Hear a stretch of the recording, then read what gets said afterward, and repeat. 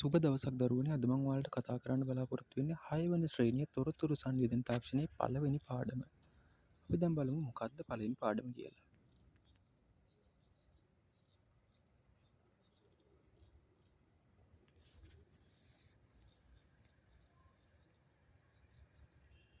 හරි. තොරතුරු සංවේදන තාක්ෂණයේ 6 වසර පළවෙනි පාඩම තමයි පරිගණකයේ වැදගත්කම. අපි දැන් පරිගණකයක් වැදගත්කම මොකක්ද කියලා බලන්න යනකොට ඉස්සරලාම අපි දැනගන්න ඕනේ පරිගණකයක් මොකක්ද කියලා. කියන්නේ පරිගණකයක් අපි හඳුනා ගන්න ඕනේ. බලමු මේ පුංචි උදාහරණය දිහා. පරිගණකයක් ඔන්න මේ විදිහට කියනවා පොඩි ළමයි දෙන්නෙකුට. ඔයාලා වගේ 6 වසරේ පොඩි ළමයි දෙන්නෙක් ඉන්නවා පේනවද? එතකොට ඒ දෙන්නට පරිගණකය මෙන්න මෙහෙම කියනවා. මගේ නම පරිගණකය. පුංචි යාළුවනේ ඔයාලා කැමති නේද මං ගැන දැනගන්න? ඔන්න ඔය විදිහට පරිගණකය කියනවා. ඊට පස්සේ ආයෙත් පරිගණකය මෙන්න මෙහෙම කියනවා. මම ඔයාලගේ එදිනෙදා ජීවිතයට දවසින් දවස සමීපවම වන මිතුරා. මාව නිවසේ, කාර්යාලයේ, පාසල ආදී සියලු ස්ථානවල දකින්න පුළුවන්. එතකොට ඔයාලට බලන්න මෙයා කියන එකකින් තේරෙනව නේද? ඔයාලගේ නිවසේ, කාර්යාලවල, රෝහල්වල, එතකොට ගුවන් තොටුපළේ එකී නොකී මෙකී සියලු ස්ථානවල පරිගණකය දකින්න පුළුවන්. බලමු පරිගණකය තවත් මේ විදිහට කියනවා. මම ඔයාලගේ අවශ්‍යතා සපුරා ගැනීම සඳහා නිපදවන ලද වේගවත් ඉලෙක්ට්‍රොනික යන්ත්‍රයක්. එතකොට පරිගණකයක් කියන්නේ මොකද්ද?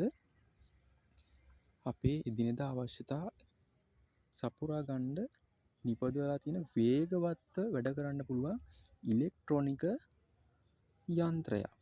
එතකොට පරිගණකයක් කියන්නේ ඉලෙක්ට්‍රොනික යන්ත්‍රයක්. වේගවත්ව ක්‍රියා කරන්න පුළුවන් ඉලෙක්ට්‍රොනික යන්ත්‍රයක්. සංකීර්ණ කාර්ය කාර්යක්ෂමතාවයෙන් හා වඩාත් නිවැරදි ලෙස මගේ සහයෙන් කරගන්න පුළුවන්ලු. එතකොට පරිගණකය කියනවා ඉතාමත් සංකීර්ණ කාර්යයක්. මොනවද? ලොකු ගණිත ගැටලු, එතකොට ලොකු තොරතුරු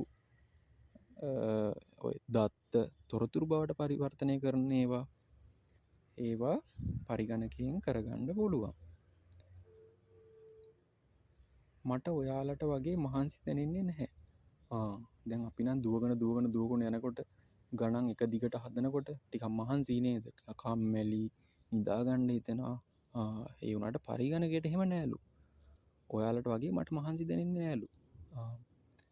එකම වේගෙන් බොහෝ වෙලාවක් වැඩ කිරීමේ හැකියාවක් තියෙනවා. එතකොට අපිට වගේ එක තැනක ඉන්න අමාරුයි නේද? එක තැනක වැඩ කරගන්නකොට.